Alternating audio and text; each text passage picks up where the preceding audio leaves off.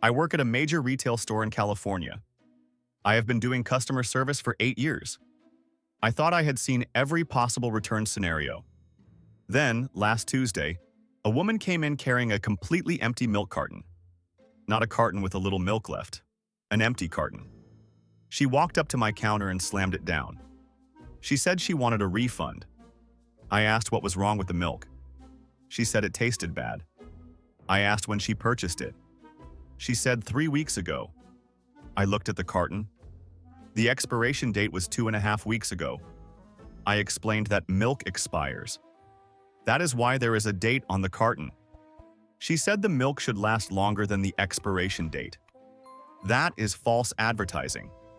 I said the expiration date tells you when to consume it by. She said she did not have time to drink all the milk before it expired. Therefore, the product was defective. I asked why she brought an empty carton if the milk was bad. She said she poured it all down the sink when it smelled bad. But she kept the carton for proof. I explained that without the actual product, I could not verify it was bad. She said the empty carton was proof enough. She had bought milk. The milk went bad. She wanted her money back. $4.50. I called my manager. My manager came over and had the exact same conversation. The woman would not budge. She wanted a refund for milk she bought 3 weeks ago, kept past the expiration date, consumed or disposed of completely, and then decided was defective. My manager eventually gave her a store credit just to end the confrontation. $4.50. The woman left satisfied. My manager turned to me and said, "Welcome to American refund culture. People think they can return anything for any reason at any time, and they usually can, because stores would rather lose $4 than deal with a bad review or a scene. This is the world we live in." After that incident, I started paying more attention to the absurd returns people attempt. A man brought back a pair of work boots. He said they did not hold up. I asked how long he had them. He said 2 years. 2 years. The boots were completely worn out. The soles were separating from the leather. There were holes in multiple places. These boots had been used heavily for 2 years. He wanted a full refund because they did not last. I explained that boots are not lifetime products. They wear out with use. He said the store advertises quality boots. These boots were not quality. They broke. I asked if he had the receipt. He did not. I asked if he paid with a card we could look up. He paid cash 2 years ago. I explained our return policy is 30 days with a receipt. He said he did not read the return policy. He just knew that good stores stand behind their products. And if the store would not give him a refund, he would tell everyone he knew that this store sells garbage boots. My manager came over, looked at the boots, looked at the man, and gave him a store credit for $80. The current price of similar boots. The man left happy. My manager said that is easier than arguing and potentially losing a customer who might spend thousands over the years. I said, but he just got free boots for 2 years. My manager said yes. But he will probably come back and buy more boots with that credit, and then spend additional money. It is the cost of doing business in America. Everyone expects refunds for everything. The worst case I ever witnessed was a woman who tried to return a wedding dress. Not before the wedding. After the wedding. She came in 6 months after her wedding with a dress in a garment bag. She said she wanted to return it. I was confused. I asked if there was something wrong with the dress. She said no. The dress was beautiful. The wedding was beautiful. Everything went perfectly. I asked then why was she returning it. She said because she would never wear it again. She spent $2,000 on a dress she wore once. That is not a good value. She wanted her money back. I explained that wedding dresses are typically not returnable, especially after the wedding. She said no one told her that. I showed her the receipt which clearly stated all sales of formal wear are final. She said she did not read that. She assumed she could return anything she was not satisfied with. I said, but you were satisfied. You said the wedding was perfect. She said yes, but now that the wedding is over, she is not satisfied with having spent $2,000. I called my manager. My manager explained that we could not take back a dress that was worn to an entire wedding, dry cleaned, and kept for 6 months. The woman said this was unfair. She should have been told more clearly that she could not return it. My manager pointed to the large sign behind the register that said, "All formal wear sales are final." The woman said she did not see the sign. My manager said there was nothing we could do. The woman asked to speak to the store owner. My manager said he was the highest authority in the store. The woman said she would leave a 1-star review. My manager said that was her right. The woman left angry, dress in hand. That evening, she left a review saying the store refused to take back a defective dress. The dress was not defective. She admitted in the store it was perfect. But in the review, she claimed it fell apart during the wedding.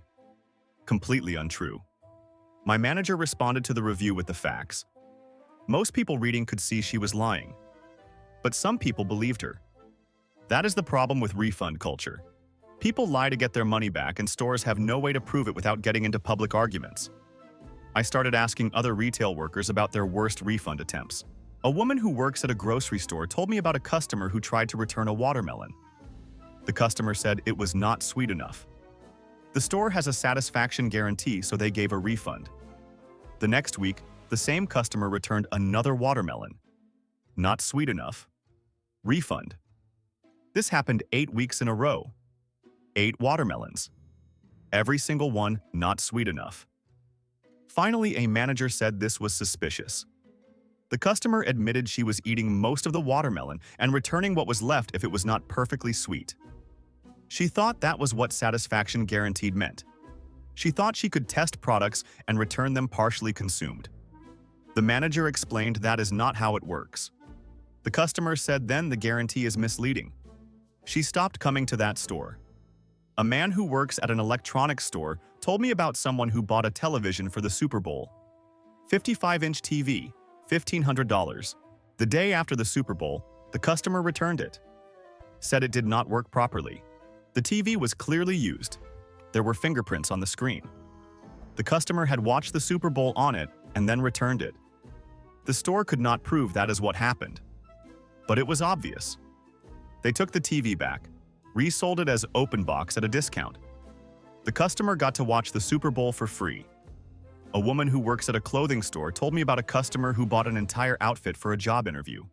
$300 worth of clothes. Came back the next day. Tag still on but clearly worn. You could see deodorant marks on the shirt. She wanted to return everything. Said the clothes did not fit right. The employee pointed out the deodorant stains. The customer said she tried them on at home and must have gotten deodorant on them then. The employee said tags were still attached, meaning they were worn with tags on. The customer denied this. Eventually, the manager took them back with a restocking fee. The customer complained about the restocking fee. Said if the clothes did not fit, she should not be penalized. The manager explained the clothes were worn. The customer said only to try them on. This back and forth went on for 20 minutes. Finally, the customer accepted the partial refund and left. A man who works at a home improvement store told me someone tried to return a snowblower in July. The snowblower was purchased in November. 8 months ago. It was used all winter. Now that summer was here, the customer wanted to return it. Said he did not need it anymore. The employee explained that is not how returns work. You cannot use something for one season and return it before the next season. The customer said the snowblower was just taking up space in his garage. The store should take it back. The employee said no. The customer threatened to leave it in the parking lot. The employee said that would be littering and they would call the police. The customer loaded the snowblower back in his truck and drove away angry. After collecting these stories, I spoke to a retail manager who has worked in the industry for 30 years. She said American refund culture has gotten completely out of control. She said when she started in retail, returns were for defective products or wrong sizes. Now people return things because they change their mind, because they used it once because they found it cheaper elsewhere, or simply because they can. She said stores created this problem by having generous return policies to compete with each other. One store offers 60-day returns. Another offers 90 days. Another offers returns anytime for any reason. Now customers expect to return anything at any time with or without a receipt. She said online shopping made it worse. People buy 5 items planning to keep 1 and return 4. They treat stores like free rental services. Buy an outfit for an event, wear it, return it. Buy a tool for one project, use it, return it. Buy decorations for a party, use them, return them. She said her store tried to crack down on serial returners. They tracked people who returned more than 50% of what they bought. They banned some customers from making returns. Those customers complained on social media, called the store discriminatory, said they were being punished for the store selling bad products. The store looked like the villain, so they stopped banning returners. Now they just accept that some percentage of customers will abuse the system. It is factored into prices. Honest customers pay slightly more to cover the costs of serial returners. She said the most frustrating part is the entitlement. Customers genuinely believe they have the right to return anything at any time. They do not see it as taking advantage. They see it as being a smart consumer. She had a customer return a Christmas tree on January 10th. A real tree. Dead and dried out. The customer said it did not last through the holidays. She wanted a refund. The tree was purchased December 1st. It lasted 40 days. That is a reasonable lifespan for a cut tree. But the customer insisted it should last longer.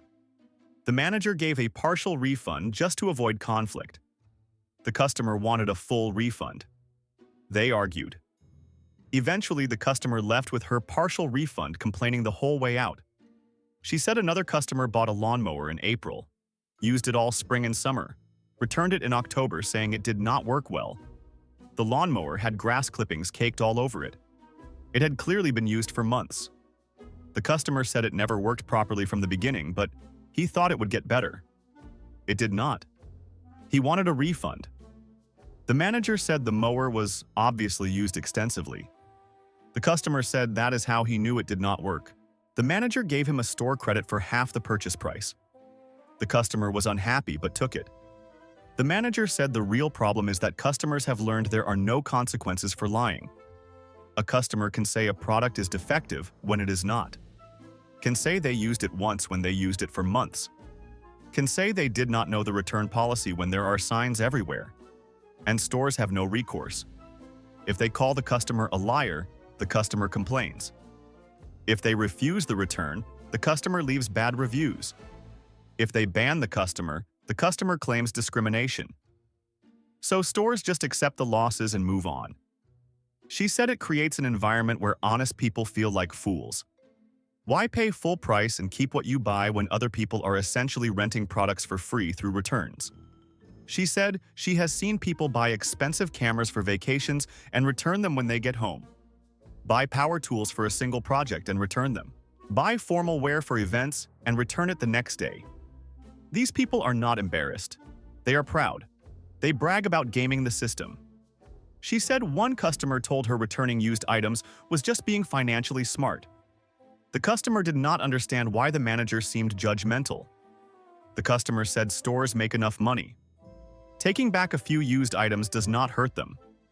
But it does hurt them. It hurts honest customers who pay full price. It hurts employees who have to process fraudulent returns. It hurts the environment because many returned items cannot be resold and end up in landfills. The whole system is broken. She said some stores are fighting back with stricter policies, requiring receipts, limiting return windows, restocking fees for opened items. But customers revolt against these policies. They say the store is anti-consumer. They take their business elsewhere. So most stores stay lenient to remain competitive. She said the only solution is if all stores collectively agreed to reasonable return policies and enforce them. But that would require coordination across the entire industry, which will never happen. So we are stuck in this race to the bottom where stores compete to have the most generous return policy and customers take advantage. She said she has worked retail for 3 decades and seen returns go from exception to expectation. People used to feel bad returning things. Now they feel entitled to return everything. She said the phrase "the customer is always right" has been twisted beyond recognition. It used to mean listen to customer feedback about products. Now it means give customers whatever they want even when they are clearly wrong. She said American retail culture has created a generation of consumers who believe stores owe them refunds for buyer's remorse, for changing their mind, for using a product once, or simply for existing. And until stores are willing to say no and accept the backlash, nothing will change. The cycle will continue. People will keep returning used wedding dresses and dead Christmas trees and empty milk cartons. And stores will keep giving refunds to avoid bad reviews. And honest customers will keep subsidizing the scammers. That is American refund logic.